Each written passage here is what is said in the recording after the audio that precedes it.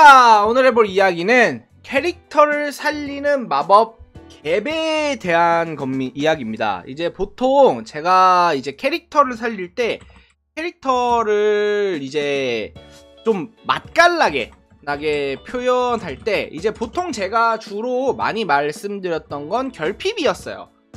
결핍과 결핍이라는 거는 역시 목적성에 가깝거든요. 그러니까 부족한 부분이 있고 이걸 채우려고 하는 애들이 보여줄 때, 나아갈 때, 그때 이제 캐릭터가 맛깔나게 보인다라고 이제 설명을 많이 들었는데, 그거 말고도 캐릭터를 표현할 때 이제 맛깔나게 보이는 법 중 하나가 갭이죠.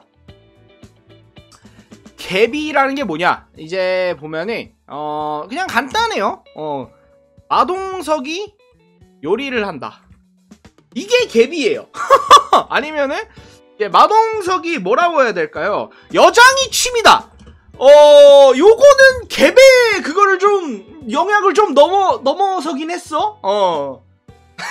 요거는 좀 갭의 영향을 넘어서긴 했는데 어쨌든 이제 우리가 흔히 보이는 캐릭터의 외형적인 외형적 그 다음에 성격적인 묘사 인식과는 다른 행동을 하는 것. 이거가 굉장히 이제 캐릭터에 대해서 이제 살아있다라는 감각을 좀 많이 넣어주는 요소거든요. 자, 이게 뭐 대표적으로 얘기를 들죠. 굉장히 많이 쓰이는 클리셰 중에 하나인데, 부잣집 아가씨가 이제 패스트푸드를 좋아한다거나 이런 거가 이제 흔히 나오는 되게 뭐라고 해야 될까요? 갭 중에서도 굉장히 흔하게 나오는 것 중에 하나예요.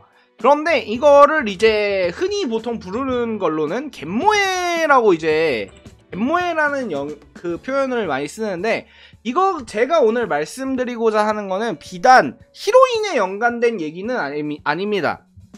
이제 굳이 히로인 말고도 캐릭터 자체에서 그냥 갭을 주는 거예요. 요거가 이제 많이 쓰이는, 요것도 꽤 흔한 클리셰 중 하나인데, 물리 마법사 같은 게 굉장히 많이 쓰이는 요소 중에 하나예요. 뭐냐면 봐봐요.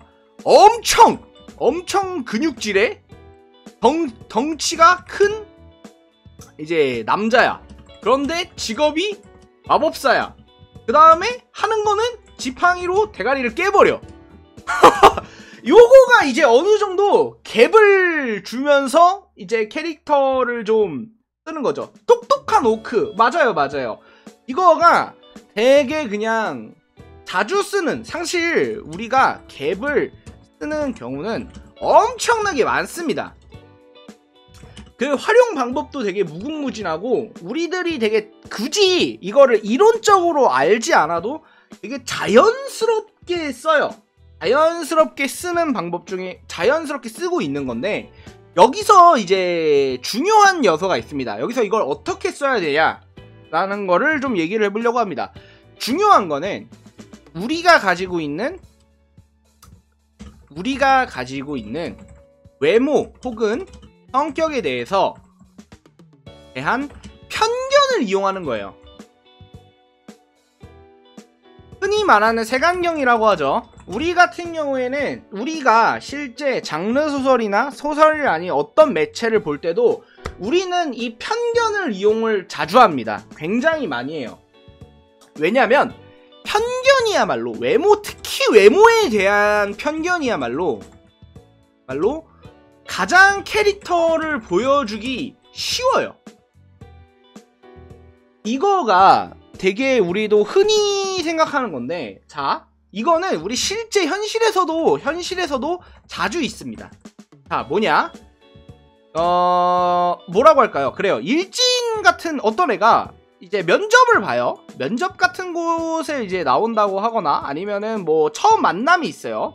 누군가를 소개를 받았는데, 얘가 남자인데 여기 귀에다가 뭐 이제 그 피어싱하고 오고, 머리 막 금발에다가 여기 목에다 체인 걸고 오고, 이쪽에 막 문신하고 막 이렇게 여기다 문신하고 그냥 난리를 쳤어. 온몸에 그냥 도화지야.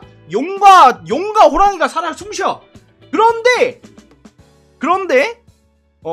용과 호랑이가 살아 숨쉬는 양아치가 이제 지나가는 할머니 짐을 들어줘. 약간 이거야. 이거가 흔히 말하는 갭에 대한 거거든요. 이거는 실제 우리 현실에서도 꽤 자주 있는 거죠.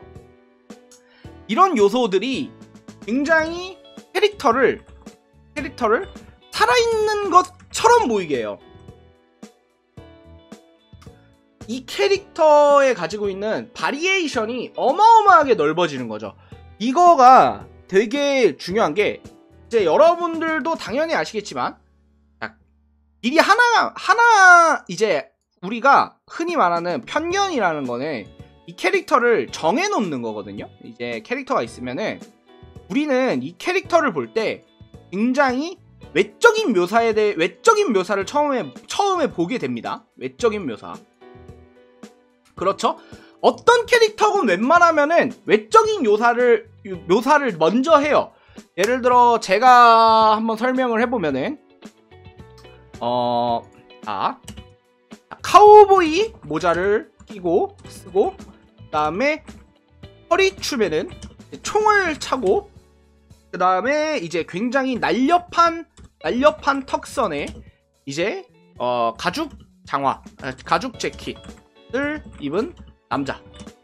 그리고 호리호리한 남자. 그러면은 우리가 이 묘사를 봤을 때 우리들이 그래, 서부의 무법자 같은 느낌이라던가, 아니면 굉장히 쿨하고 약간 시크한 느낌의 약간 총잡이, 이거를 생각하죠. 이거를 되게 상상해요. 그 다음에 일본 유카타를 입고 허리에 일본도를 차고 그냥 누가 봐도 사무라이야. 누가 봐도 사무라이 캐릭터야. 뭐 이런 거라든지, 굉장히 우리들이 외모적인 것에 대해서 가지고 있는 편견은 아주 엄청납니다. 거의 확고한 수준으로 가지고 있어요. 이러한 편견에 대해서. 그리고 장르적으로 봤을 때 이거를 되게 이용을 많이 해요. 말했듯이 이제 편하니까. 왜냐면 사실 캐릭터라는 것은 실제 인물과는 좀 달라요. 실제 인간과는 다르다고 봐야죠.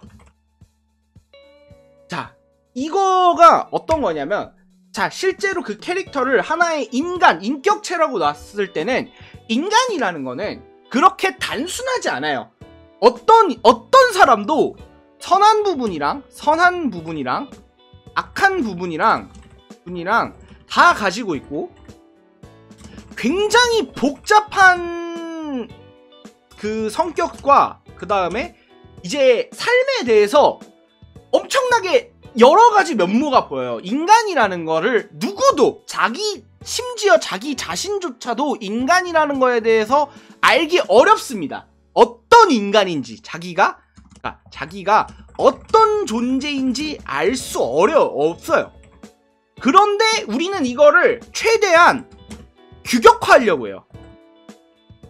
이거는 사람으로서 굉장히 가지고 있는 본능적인 요소 중 하나인데, 이 규격화하려고 하고 있는 게 가장 대표적으로 이번에 나타났던 게 MBTI죠. 어떻게든 사람을 규격화하려고 하고 이거를 분류를 하려고 해요. 이거는 되게 저는 인간의 본능적인 요소에 가깝다고 생각하거든요. 그런데 이런 부분에서 사실 인간은 이렇지 않아요. 사실 인간은 이렇게 캐릭터처럼 정해져 있지 않지만, 하지만 인간이 아니라 캐릭터는 정해져 있습니다. 우리가 그 캐릭터가 등장했는데 그 캐릭터의 과거사와 어떤 모든 것들을 다 알 수는 없잖아요. 실제 작가도 그렇게까지 생각하지 않고 캐릭터를 만들어내요. 그렇기 때문에 캐릭터는 굉장히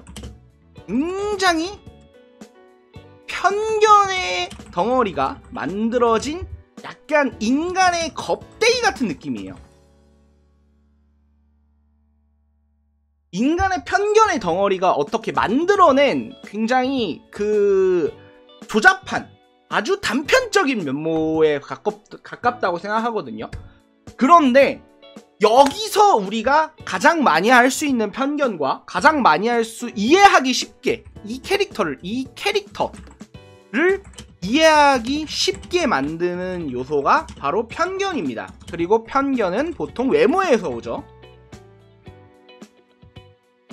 이 외모라는 게 굳이 복장이라든지 이제 얼굴만 놓고 하는 그런 게 아니라 실제로 대화, 그러니까 말투나 행동거지 같은 경우도 이 외적인 요소에 가까워요.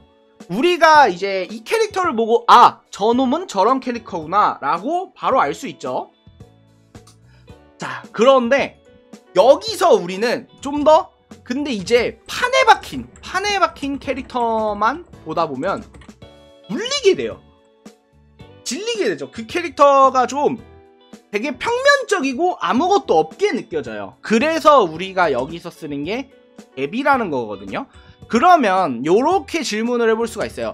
갭은 무조건 그럼 무조건 들어가야 좋은 건가요? 아닙니다. 이거는 갭은 정확하게 말하면 반복적으로 넣고 많이 우겨 넣으면은 갭 자체도 약간 편견이 돼버려요. 뭔지 아세요? 그러니까 마왕이 진짜 나빠? 이럴 수 있어. 마왕이 세계를 정말로 이제 정복하려고 한다고? 이러면서 놀랄 수도 있어요. 즉 갭이라는 요소는 너무 많이 쓰고 너무 흔히 쓰면 이것조차도 편견에 들어가 버리게 돼요. 굉장히 이제 요런 요소 때문에 되게 그냥 무조건 넣는 건 아니에요. 무조건 넣는 건 아니야.